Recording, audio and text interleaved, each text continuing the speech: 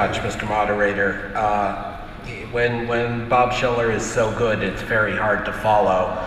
So I will be going in a very different direction than he did, and hope that it still proves to be useful to the discussions at this distinguished forum. I do want to thank in particular Vice Mayor Tu for opening the forum and for making us all feel so welcome, and my colleagues at the Fudan Development Institute, not just President Yang Yulang at Fudan University, but Vice President Lin Shangli and Li Jiangsun, the director of the Institute for Finance Research. I'm pleased to announce that yesterday Peterson Institute and Fudan Development Institute signed a strategic partnership, and I'm proud to be here in the forum under that guise, so thank you for that. As the moderator said, I'm going to a slightly more depressing topic. There's been a lot of discussion in the US and elsewhere, but particularly the US, about the idea that maybe we're approaching a time of technological slowdown. Now, what do I mean by that? Not that there's no innovation anywhere. You look around China, you look around Asia, at all times there's innovation, including in the US right now. It's more that we may not have, as the saying goes, the next big thing. There are economic historians like Robert Gordon, who's done extensive work on this, or investors like Peter Thiel, who has a long track record of betting on winning innovations, who would suggest that technology as we know it tends to come in waves. There are major technologies and there are major growth periods as those technologies get adopted and adapted. And then in between these major technological waves, there is not as much innovation. So you can think of the combustion engine in cars, you can think of air conditioning, you can think of the transistor. But when we get to now, for the countries at what I'll call the frontier, the richest countries, it's not clear what the next big step would be. Some ways of looking at this are to think that, as Robert Solow did famously when talking about economic growth, that technology is exogenous, that in economic speak means that it just happens. Scientists come to a good idea or they don't. Now that's not quite true, but it's probably more true than we'd like it to be. A second reason to worry about this issue is to think about the aftermath of the North Atlantic financial crisis. We are now in a situation where the companies, the corporate sector of the Western Europe and the US are sitting on piles of cash to a degree that we've never seen them sit before. And some of that is clearly self-insurance against future financial disruption, but it is excessive as far as any of us can tell by any measure, and it reflects an unwillingness, a disinterest in investing at present, even as, say, the US economy picks up, even as interest rates remain very low, and even as they had a whole cycle of investment foregone during the crisis. This is a very worrisome development. Now, one can look at it through a financial perspective, and I'm sure Professor Schiller would have some insights on that. But there is an increasing number of people who view this as a reflection of either self-imposed or actual fear that there's nothing worth investing in. Again, I'm vastly overstating, but it is not like 1997 when anyone could put out a sign and say, fiber optic cable, internet, click here, and get several $1 million in an IPO. We have moved away from those days. That is probably a good thing, but we've gone very far. So rather than debate that, because if it turns out that the world does have better technological progress coming, that 3D printing or genomics turn out to be much more transformative than many people currently think, great. But if we're in this world where I would argue that it's at least plausible we're going to see a technological slowdown, what does that mean? What does that mean for the global economy? what does that mean from Asia? What does that mean for relations between China, rising Asia, and the US? And that's what I'd like to spend my remaining 15 minutes talking about. So imagine a world, let's be economists for a moment and make a simple model. Imagine there's essentially two kinds of countries or two kinds of economies in the world. There are those at the frontier, the ones who have $50,000 per capita GDP, and these are the countries for whom innovation is primarily about pushing out that technology frontier. Then there is a bunch of other countries, we can call them the catch-up countries, think of China, that are capable of working towards the frontier, but are still adapting and adopting and implementing many of the technologies.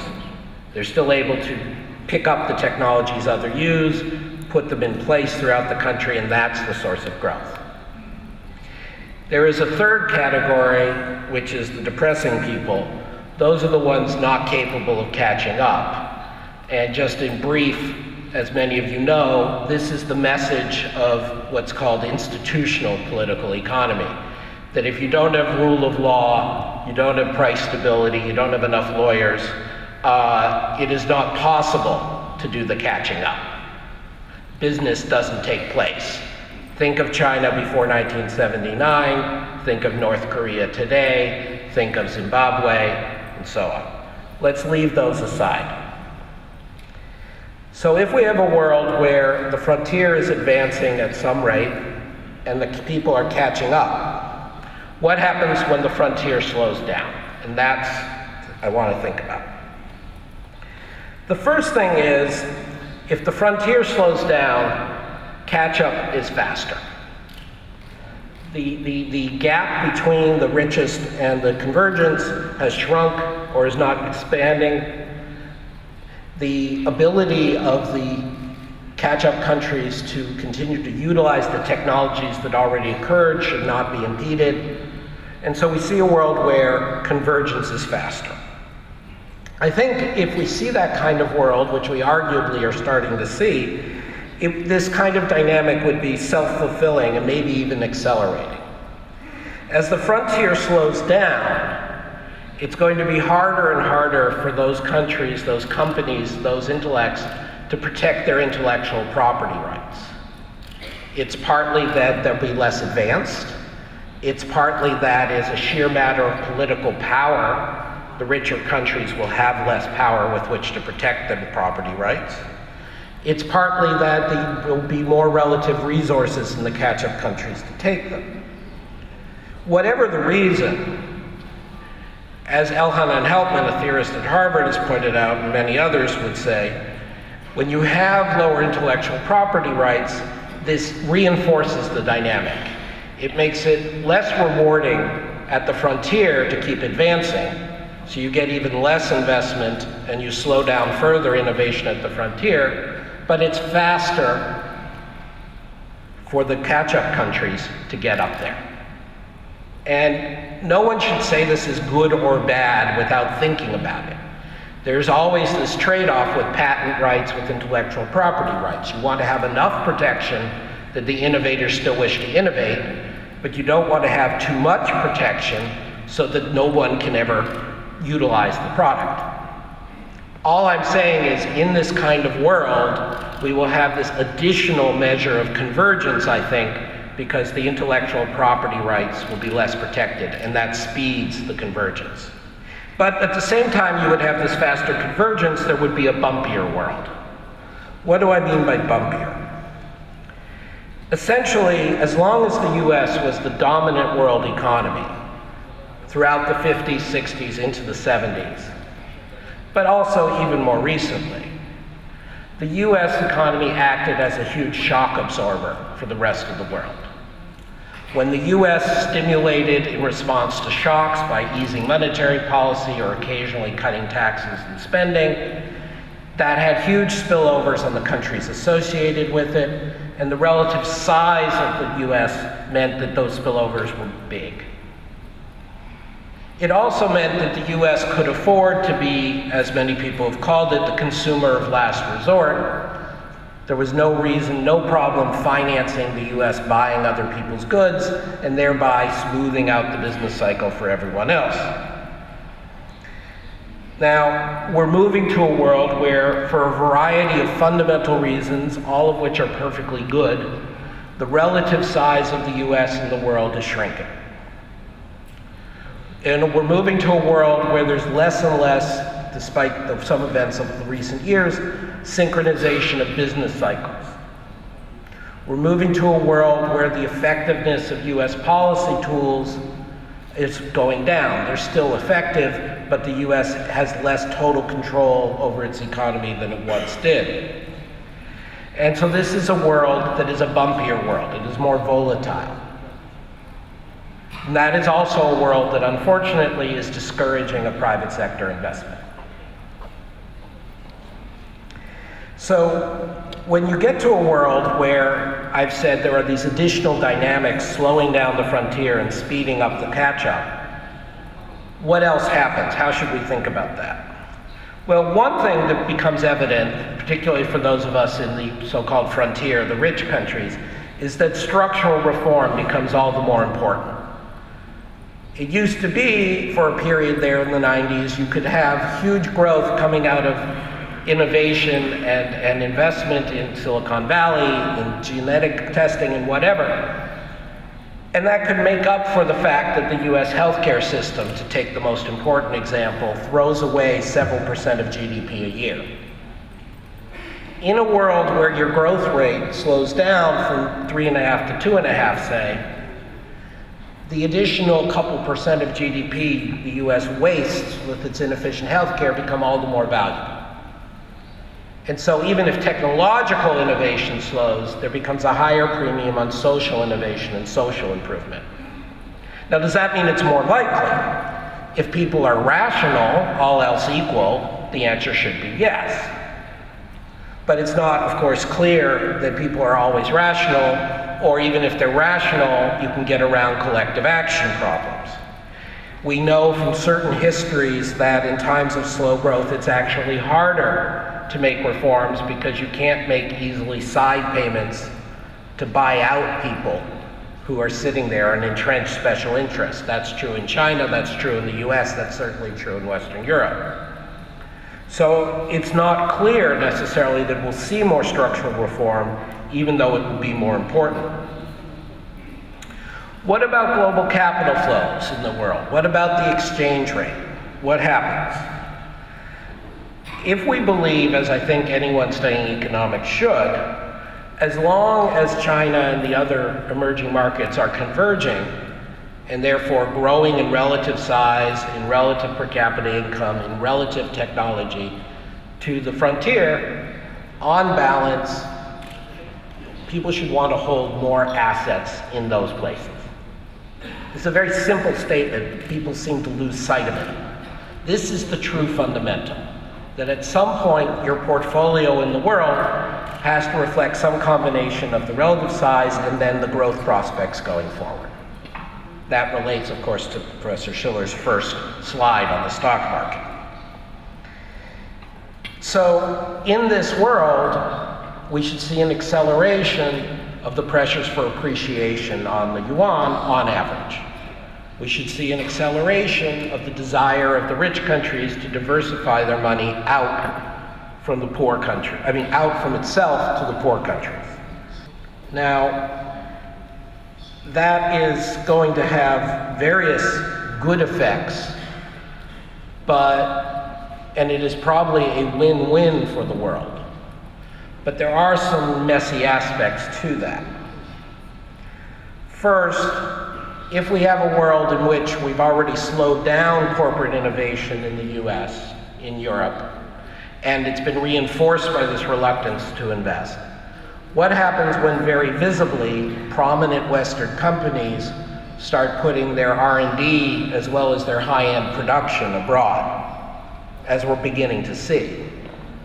Again, rationally, as peaceful economists or even as greedy investors, we should like that.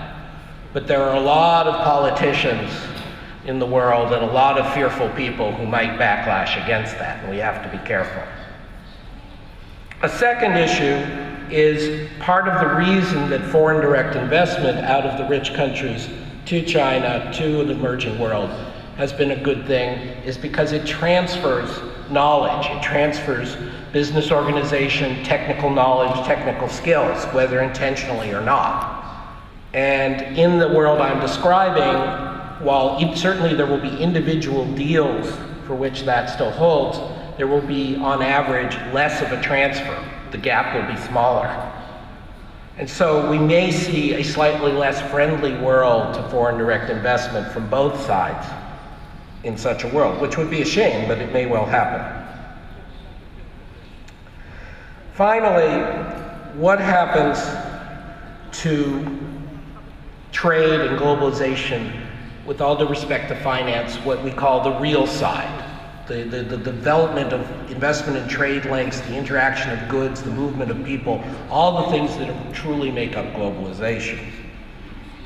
That is of deep concern, I think, to everyone in this room, and certainly to everyone in Shanghai, for whom Shanghai represents, in a sense, the acme, the ultimate of globalization.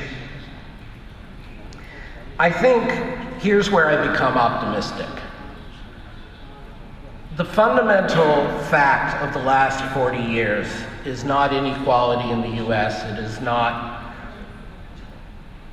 technological innovation writ large. It is the fact that 1.5 billion people in China and India and Eastern Europe and Brazil and elsewhere have emerged from global poverty and moved into middle-class status without it coming at the expense of the rich world. That is the fundamental economic fact of the last years. And for that, it seems to me, creates a burgeoning middle class here in Shanghai in particular, but throughout China, throughout Korea, we've already seen, starting to emerge in India, certainly there in Poland, that they want the globalization to continue. Now again, I think this will be a bumpier globalization than when the US dominated. There will probably be more conflicts of the types we've seen, more disputes. It's harder to get disputes settled. There will be less provision of what we call global public goods because the US will be a little more mean-spirited and a little less resourced. And that may mean that not everybody's going to have equal access to the shipping lanes in East Asia. I hope they do, but we'll see. It may mean that we have less institutions out there on global warming, although it's hard to imagine we could have any less than we already do. And I think, again, this will be a source of some volatility. Now, I think the bottom line of all this is we're coming up on some very serious policy issues. And none of what I'm saying suggests that the kinds of innovation Vice Mayor Tu called for in Shanghai will not be rewarding. And none of this suggests that people should be running their money out of the US. But it does suggest that, A, if you're an investor, you have to think about a world where, at least for the next few years, the neutral rate of interest in the US, in the advanced world, is going to be lower than it used to be. Something which the major central banks have started to say. B, that if there are going to be pressures for additional tensions over intellectual property rights, over foreign direct investment, over free trade, that are not going to be the sort of paradigmatic 1930s, but pressures, and we need to work together on them. And C, that in both, we now have a bit more convergence in a different sense. That in both the Chinas and the US, in both the Western Europes and the emerging markets, domestic structural reform becomes a critical factor. It's about our societies, not just about our technology. Now that was true most obviously here in China, but that will, if anything, have to continue. Thank you very much. I look forward to the discussions of the forum.